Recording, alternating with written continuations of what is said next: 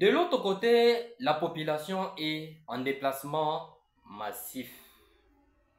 À Kinshasa, le ministre d'État, ministre de la Justice, Maître Constant Mutamba, a organisé une marche pacifique pour les confrères et sœurs qui vivent à l'est de la République du Congo et qui traversent des moments compliqués.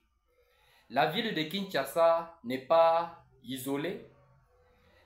La population quinoise manifeste leur amour, leur encouragement, leur soutien total aux Congolais qui vivent de l'autre côté, menacés, tués, combattus, vivent sous pression de l'Occident à travers le Rwanda. Les Congolais sont dans la rue à Kinshasa, les Quinois pour que la paix soit rétablie à l'est de l'RDC. Dans cette situation, si la communauté internationale ne change pas sa façon de faire les choses, l'Union africaine y compris aussi, et donc l'Occident, s'il ne change pas son système d'imposition, son système d'épiètement des Congolais, c'est son système d'épiement des ressources naturelles. Cette fois-ci, le Rwanda et l'RDC vont s'affronter et cette histoire va s'écrire autrement. La situation est très intempestive. La situation s'aggrave encore des heures en heures, de temps en temps. Ça devient encore plus difficile. Si dans cette optique, bien que Kinshasa a déclaré déjà la guerre, parce qu'au moment où nous vous parlons ici, les soldats congolais sont sur les sols rwandais, plus précisément dans la ville de Ngezeni, entre le Bukavu, la ville de Bukavu et la ville de Bukavu, bien évidemment, la ville congolaise, et celle de la République rwandaise, Gisenyi. La population rwandaise est aussi en déplacement. Ils fuient leurs lieux respectifs. Leurs maisons sont abandonnées. Certaines personnes laissent leurs biens dans la rue. Ils fuient aussi parce que les forces armées de l'RDC, le FARDC en sigle, est sur le sol rwandais. L'RDC de l'autre côté est menacé par le Rwanda sous M23. De l'autre côté, l'RDC ne se cache pas sous une casquette pour attaquer le Rwanda. L'RDC se manifeste à travers le militaire, que nous sommes les Congolais qui attaquent le Rwanda parce que nous savons que c'est le Rwanda qui attaque le RDC pour piller ses richesses naturelles. Ces deux gouvernements s'entêtent. Bien que cette option a été levée par certaines personnes, certains Congolais, qui disent que le régime en place du Rwanda comprend seulement le langage des guerres. L'RDC a cherché à tout prix pour que cette guerre soit résolue de façon diplomatique. Mais le Rwanda a toujours cherché des échappatoires et démentir la communauté internationale que ce ne sont pas les Rwandais qui menacent la RDC, mais ce sont les troupes congolais qui s'affrontent eux-mêmes. Ce qui est totalement faux. La RDC a déjà intercepté et arrêté les soldats rwandais sur le sol congolais. Pas les tuer, certains sont en prison. Comme preuve, je vais vous montrer une des troupes rwandaises arrêtées sur le sol congolais. Ce qui est la violation totale des droits internationaux.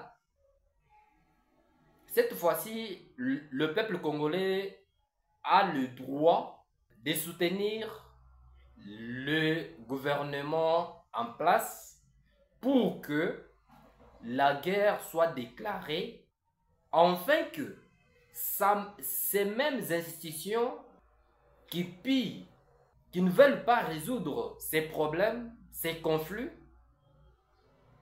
interviennent de façon normale. C'est depuis 1996, donc depuis Laurent Désiré Kabila, Joseph Kabila, jusqu'au Tshisekedi. Félix Tshisekedi dit non, je ne négocie pas avec les M23.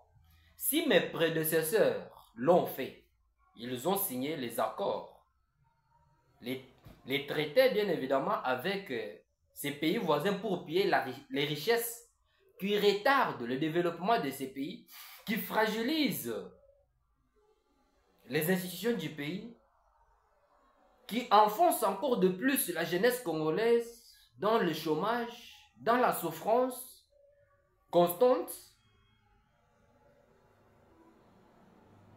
Cette fois-ci, ça va se passer autrement.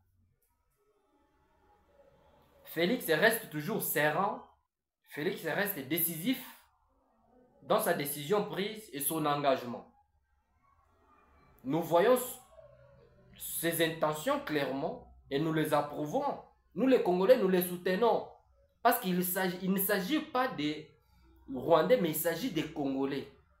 Ce n'est pas la RDC qui est parti agresser le Rwanda, mais c'est le Rwanda qui est venu agresser la RDC. Mais cette fois-ci, ça sera vice-versa.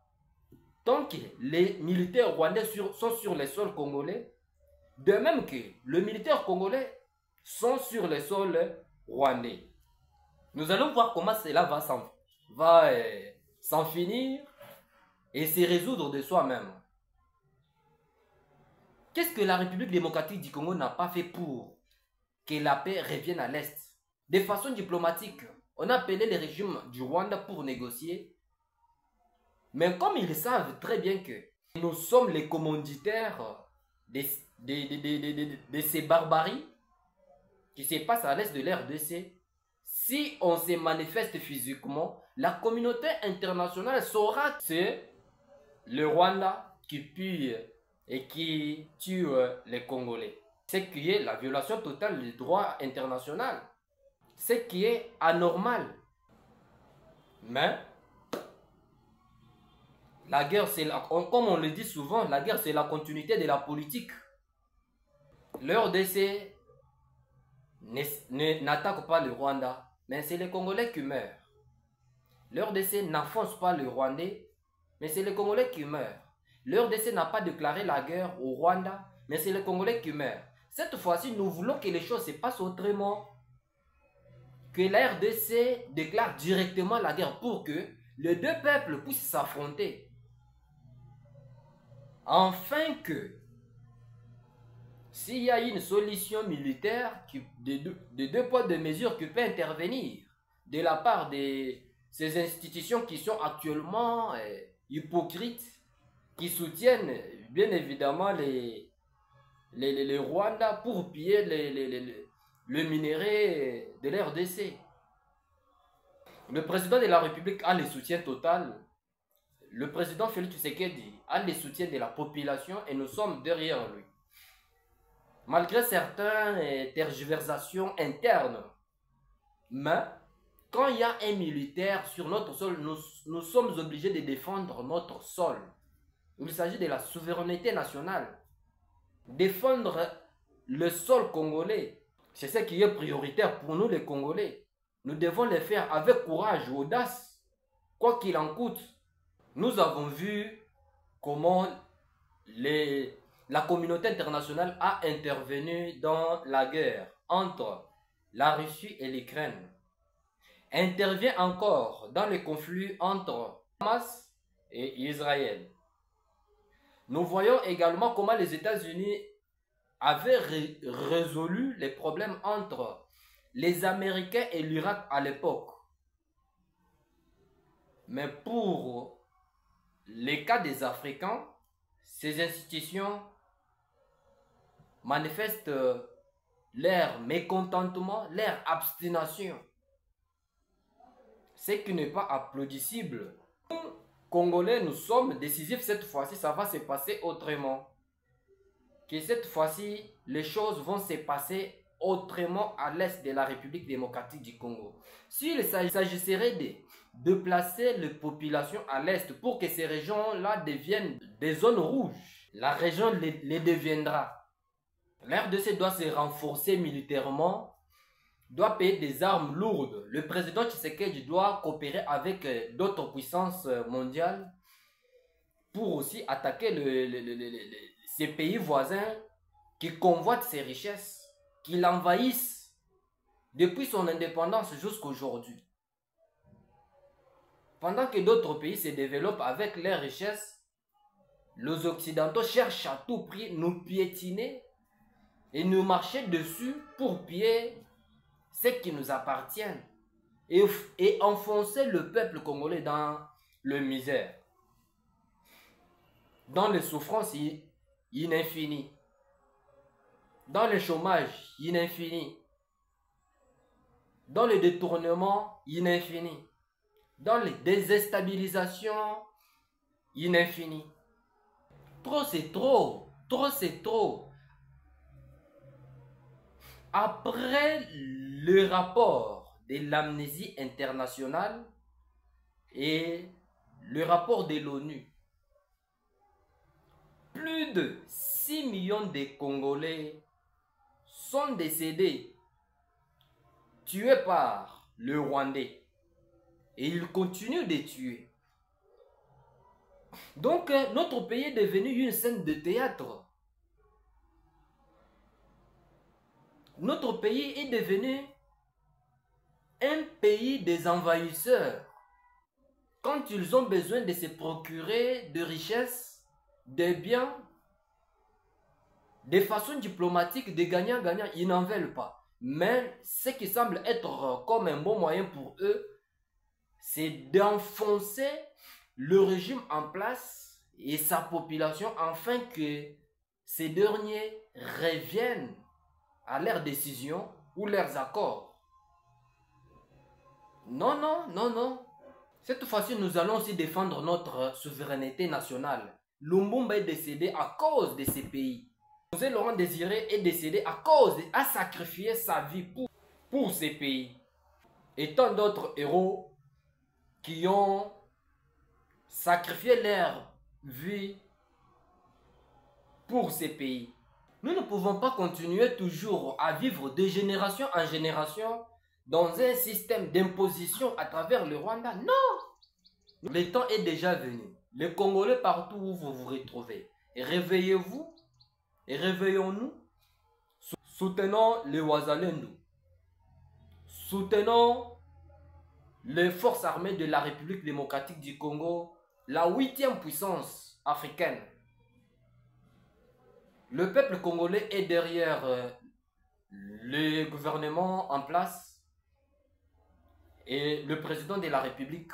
Mais ce que nous recommandons et nous demandons au président Félix Tshisekedi de payer des armes, de donner les moyens nécessaires aux forces, aux FARDC pour défendre la nation, parce qu'il s'agit avant tout de notre unité nationale.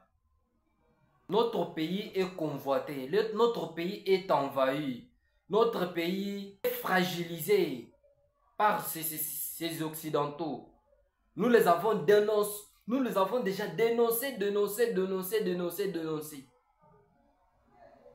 Mais ils ne changent pas, ils ne reviennent pas aux raisons. Mais ils s'entêtent. Monsieur le Président de la République, Madame la Première ministre Judith Suminwa, Monsieur le ministre de la Défense, Guy Kabongo, il est temps d'investir dans l'armée congolaise. C'est ce qui compte pour le moment.